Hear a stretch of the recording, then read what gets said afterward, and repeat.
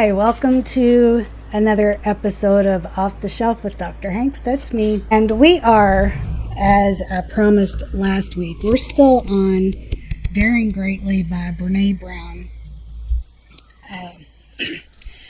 There's a lot to unpack in this book. There is like a whole lifetime of dysfunction covered in this book, and there is no way that I can cover all of that in one session. And I pulled out three particularly interesting concepts and things that are relatable to us in our everyday life, and that's what I'm going to cover today. So we talked about last time the issue of being vulnerable, feeling vulnerable, and having people on our let's say having critics and choosing whether or not to put any weight in anything that they say about us. And the end of that was, if you're not on the short list of people that I truly value your opinion and I truly care about, then I'm not going to listen to what you have to say critical about me, because there's a big issue with us as we develop into adulthood, where we deal with vulnerability, and we deal with that in a number of different ways. We feel ashamed or embarrassed or humiliated. One of my favorite quotes is, "We run from other people's memories." And so what she does is she pulls out some and highlights some armor, she calls it, some of the armor that we put on to protect ourselves from vulnerability, or so we think that we're protecting ourselves from being vulnerable or being out there too much.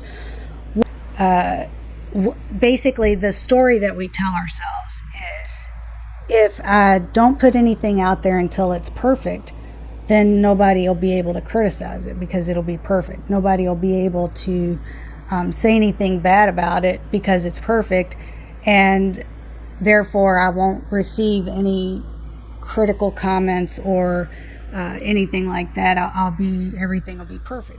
We grow up thinking we have to be perfectly dressed, our hair, our weight, how we look, the clothes we wear, all of these things. We grow up with this fear of not being perfect or not being enough. And a lot of this stems from the underlying reason, or the underlying issue of not feeling enough, and the scarcity.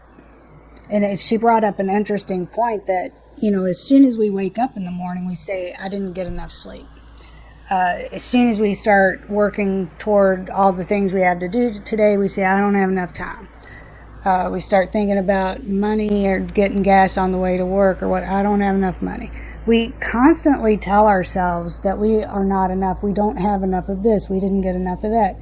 It is a common theme.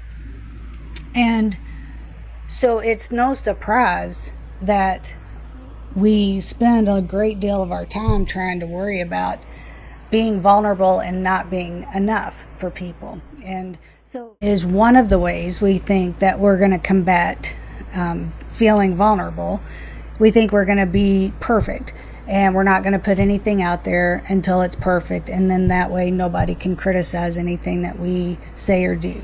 Well, first of all, that's not really possible. Look at these videos. I put them out every week, regardless of whether they're perfect or not. And I'm going to say most of the time they're not. But I put them out because I really do truly care about doing this, and I enjoy doing it. And it doesn't matter to me if I fail. The other issue is, when we're so focused on perfect and things being perfect, a lot of times what she says is we miss the beauty in the cracks. We miss the flowers that grow out of the cracks in the sidewalk. We miss the beauty of the imperfections.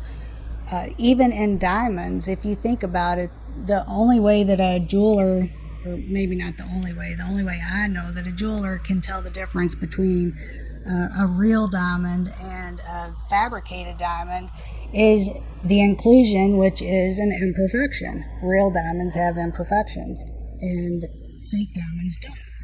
And I think that also is parallel to how we view life. We miss out on the beauty of imperfections because we'll be reserved, we'll protect ourselves, and not really give of ourselves in any particular situation. The challenge with that is we do not do this very well, if at all. We cannot isolate the areas that we want to numb.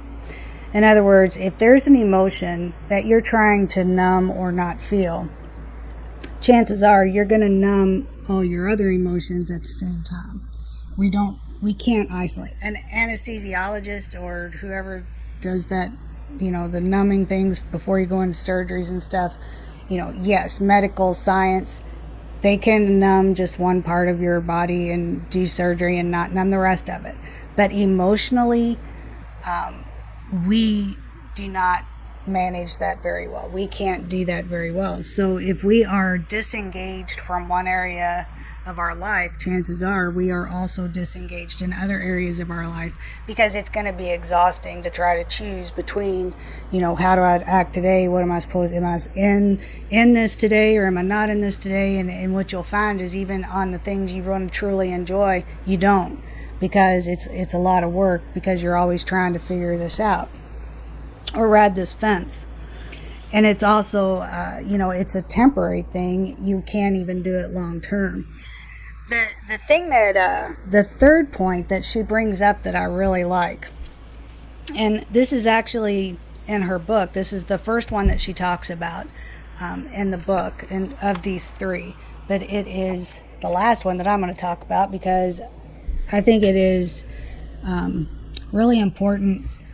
The other things, the perfectionism and the numbing, I think we've heard that a lot. We hear that in other realms, and we're familiar with those topics. The third area that she talks about, though, is foreboding joy. And what that means is we always think that we can't be too happy because something's going to happen.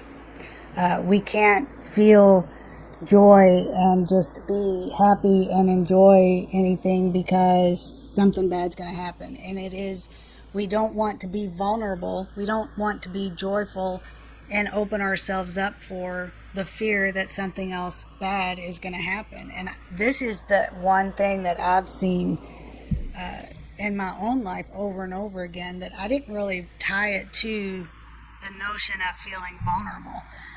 But that's exactly what it is. If you're happy, if you're laughing, if you're, having a good time and you let down your guard, one way that you protect yourself from feeling vulnerable is then to say, oh, well, no, wait a minute. I don't want to be too happy here because something bad's going to happen.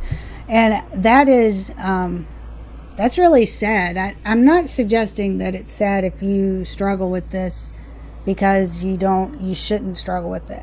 I mean, we all do. We all struggle with it. And particularly with life the way it is today, everything is so uncertain.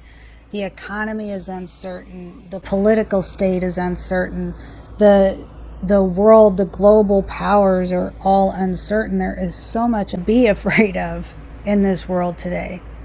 And there's so much uncertainty that being vulnerable is a normal state that a lot of us feel.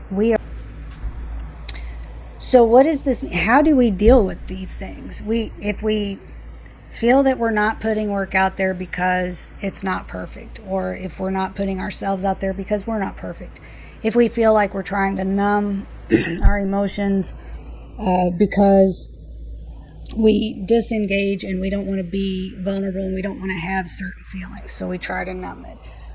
If we struggle to fully enjoy our time because we're always afraid something bad is going to happen, there's a couple of things that she suggests that you can do. So her response to this is, there's a couple of things you can do. One is just be real, and align your values with the things that you do. Align your values with the people that you hang out with, and with the people with whom you develop relationships with. When you are real and true to yourself, you recognize that you have vulnerabilities. That's okay. But when you align your values and your actions and your behaviors with who you are as a person authentically, that will take you a long way. Yes, you will still feel vulnerable, but it won't be that bad, or you can at least keep it in check. And you won't have all of these other dysfunctional things that you're trying to manage as a way to overcome your fear of feeling vulnerable. The question is, what she poses is one question: what would you do anyway, even if you failed? What are the things that you enjoy doing anyway, without regard for whether or not it's perfect, or, takes over the world, or you get fame and fortune for it? What would you do anyway? Who would you hang out with anyway? Who do you want to spend your time with anyway? Those are the people and those are the activities that we need to focus on, or that we can focus on in order to do this. And, appreciate the beauty in the cracks. Appreciate the imperfections in nature and in life. The imperfections, the beauty of those imperfections. When you're sharing with people, ask yourself, are you sharing this to deepen your relationship and become closer to this person, or are you sharing because you're afraid, and this is just some kind of triggered response? Just question yourself, and just remember, when you have moments of joy, laughter, fun, joy with your family or with friends, or things that happen in life that bring you joy, just enjoy the moment. Take it in, enjoy the moment, and try not to put a shadow on it that says, oh, but something bad's going to happen. Just enjoy it. And if we live life and we stack up these little moments of joy over time, we will feel better about the life that we're living, and we can become more authentic as we work toward this journey of having meaningful and joyful relationships, and doing meaningful and joyful things, or things that bring us joy. So that's a lot for 1 week.